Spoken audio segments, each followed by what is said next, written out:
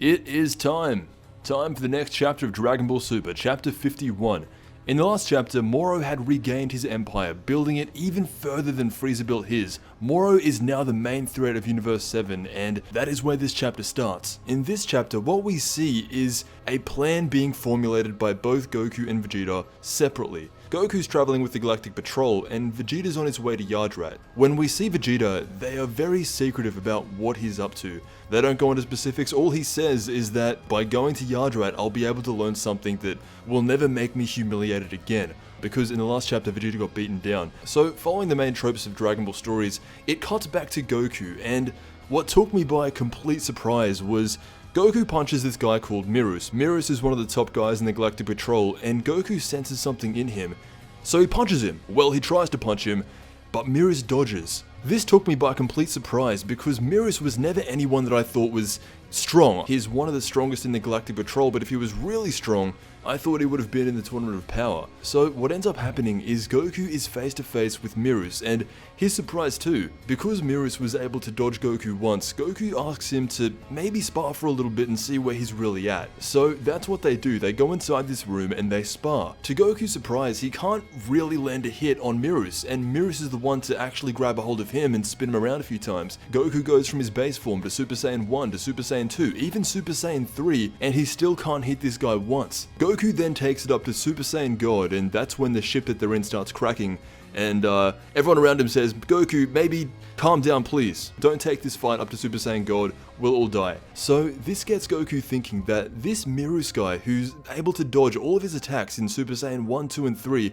possibly even God, Goku is surprised by this and he says, could you train me? That's right, Goku's asking this guy to train him. Because Mirus was able to dodge all of his attacks so easily, it gets Goku thinking about Ultra Instinct. That's right, he even says, there's one technique that I'm still trying to master.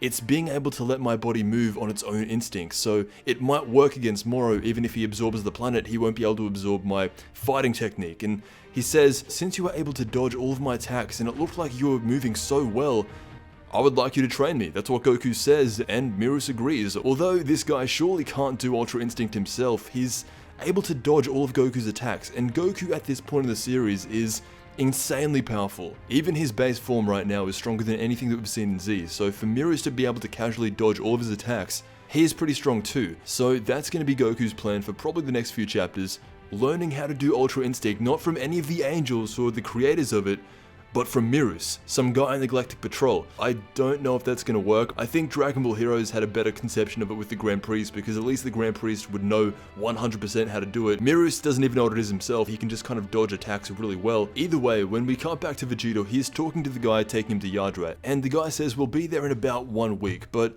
what are you going to do when we get there? What's your plan? Vegeta says the citizens of Yardrat aren't physical fighters. They aren't suited for physical combat, but they employ a number of techniques that are very helpful. So that's Vegeta's plan, and he walks into this room by himself and he sits on the bed and he's really upset. Every time Vegeta gets beaten down, he comes out of it feeling like a complete loser. He's got these veins on his head and he's just thinking to himself, there's no way I'm losing to Moro next time. So what we have is Vegeta and Goku going about defeating Moro in their own way.